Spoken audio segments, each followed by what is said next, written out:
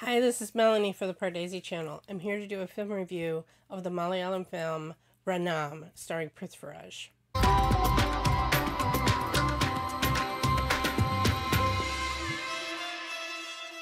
This is the first feature film for Nirmal Sahadev, who had his training at film school in the States.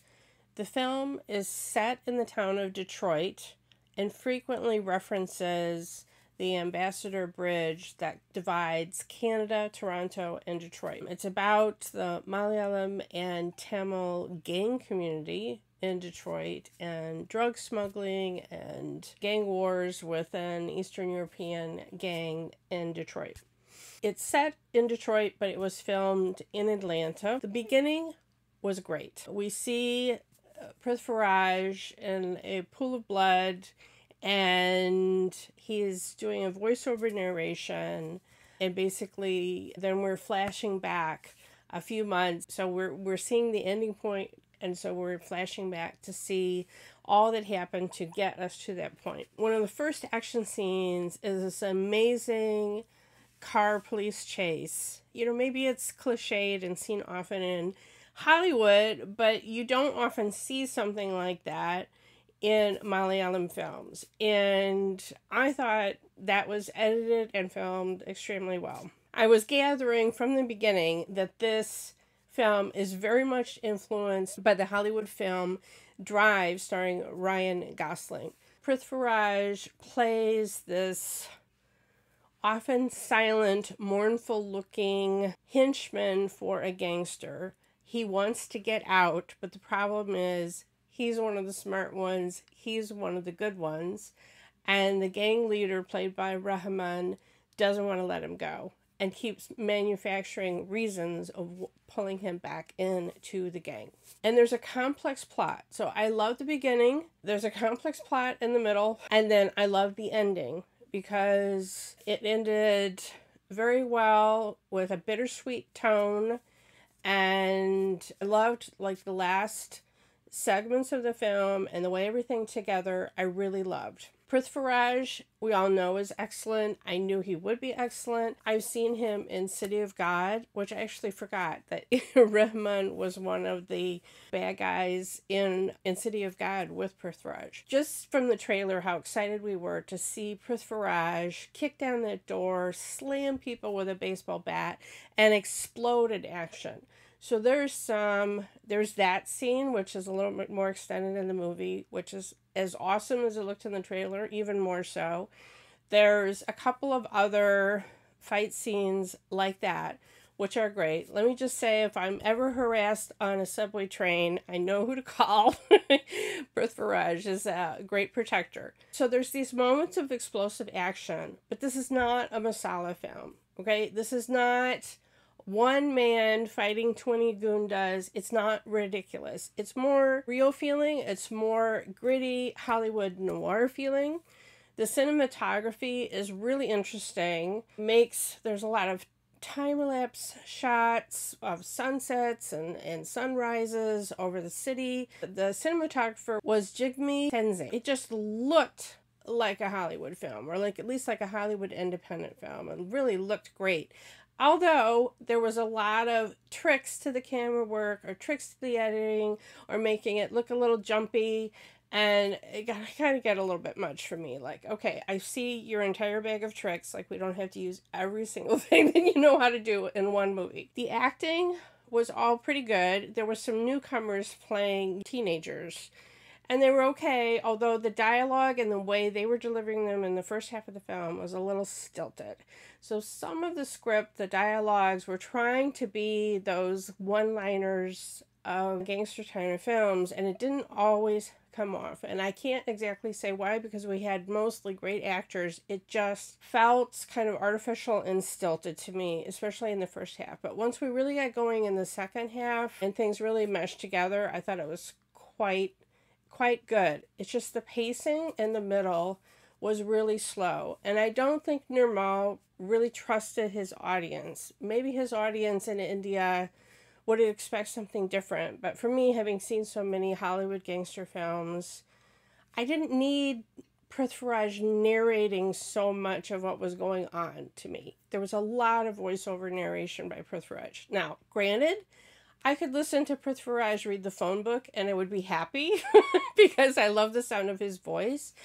But as far as keeping an audience interested, that's not just me, made it slow. Like, I don't know that we needed to have every thought in his head explained to us. I kept thinking maybe that like a line of dialogue here, a line of dialogue there to other people could have captured the essence of that without telling us the entire thing. Although we did avoid having the bad guy explain his entire plot to us. But instead, Prithviraj did it via voiceover. Trust your audience a little bit more to get it, which could have led to tighter editing in the middle section on the film. But again, the bookend of the beginning and the end, I thought were really great. The background music, stellar. I just was sitting there in the audience, even over the title sequence and that first car chase, thinking to myself, this music sounds as good as a Hollywood music. I mean, just the sound of it in the theater, everything about it was just top class, top notch. There's a couple of montage songs. I will say there was one that was kind of like, took me out of the movie like odd. It was a great song. I don't know if I pronounced this right. Jakes B. Joy wrote the music. So there's one song where Prithviraj is jogging through the streets of Detroit, and it's great. And then we're seeing intercut flash scenes of some of the other characters and some of Prithviraj's past and whatever. And then all of a sudden, we're hearing the English rap lyrics, and we actually see the rap singers, and it was just like, whoa, like, is this a movie video? Is this a movie or is this a music video? It was like, maybe that song could have been over, if it would have been over the end credits, I would have been fine, but it was just kind of jarring to be right in the middle of this noir crime film. So, not that the music was, or that it was rap, I'm just saying having it look like a music video with the rap singers themselves being in the middle of it, edited in the middle of it, was odd to me. Some of the subs were not up to the mark. There were some glaring things that were kind of odd. So at the very beginning of the film, we have Prithviraj's voiceover explaining the town of Detroit and its history of how it was this big manufacturing town. It was so wealthy. And then the way that the subtitles called it was the 1967 Revolution. And I was like, what? So it's known in America as the race riots. Although I did look up, and it's now, like when they did a 40-year retrospective, they started calling it a rebellion. So, I mean, I guess it is coming to different terms, but I had never heard the word revolution. That has a very different connotation here in America in English. That was kind of, I was like, what? And then the script was Prithviraj's narration was trying to compare the Nairs in Kerala and them getting into debt, and then, I don't know, to like the industrial wealthy people in Detroit letting the city go into decay. Didn't seem, like, I don't know, I guess, that much about the history of the upper caste in Kerala to compare, but it just seemed kind of odd. Like, how about just, I don't know, trying to relate, I guess, the story of Detroit and how it's a city trying to have a second chance, which just like Prithviraj's character is trying to have a second chance. It's a city that's in decay. It's supposedly filled with crime, all of that. Okay, but I don't know if we needed this lengthy explanation and trying to make it compared to something in Kerala. I don't know if that completely worked. Like, just have it be exotic America and keep it at that, I guess. That was one weird word choice in the subtitles of revolution. And then the other one was, there was like little things. Like an American cop is stopping someone and frisking them and, patting down their body and says, spread your legs. But I don't know that the subtitler, if it was in the script and the subtitler was ready, because it said serial AIDS. I mean, it completely was wrong, and that was just kind of weird. But otherwise, most of the subtitles were pretty good, although I could tell maybe it had been done from a script and not from the final edit, because there were subtitles for parts where there were no dialogue occasionally. So, I don't know what kind of time they gave the subtitler to do it. One other nice thing is Isha Talwar plays a complex woman character. And she's not just the object of Prithviraj's desire. He does desire her, and their relationship is very complex in what keeps them apart and what brings them together. And I was very thankful that there was a woman in here that wasn't just a gangster Mal. She had her own story apart from Prithviraj's story. She wasn't just there to be Prithviraj's love interest. And so thank you, Nirmal, for that. And I thought Isha did a very good job because she was playing someone who was married, who had a daughter, had a complex life of her own and own issues and problems. That was a nice bit to the script. But again, it was like such a lengthy setup of everything in the middle of the film. I don't know exactly how it could have been, if it had been better editing or adding lines of dialogue to be able to tighten things up. But I did appreciate that she had as much story as she did. This is not a mass masala kind of film. It's very much like the film Drive in that there's a lot of silences, there's a lot of character development, there's, Prithviraj and backstory and so forth. It just doesn't have that boom, boom, boom, boom, boom action. It's more of a noir crime story, a gangster story. And so gangster stories seem to be kind of all the same, don't they? It's like you have a henchman that wants to get out and keeps being brought back in. So I didn't mind all of that because there were other complexities added on to the story that I thought were really good. But it may not appeal to all audiences if you were expecting the entire movie to be like that explosive trailer where Prithviraj bangs down the door with his, with a kick. It's not all like that. There's a lot of build up to a few moments of that. And I don't know if they just didn't have the budget in America to do more action scenes, or it just didn't fit in with the script or whatever. But I'm just telling you, it's not all like that. There's a few moments like that, but there's a lot of moments that are not like that. And I think this was very influenced by the film Drive. It reminded me of that a lot, which is a film that I love. So it's in the same way that there's a lot of style to it, a lot of flash.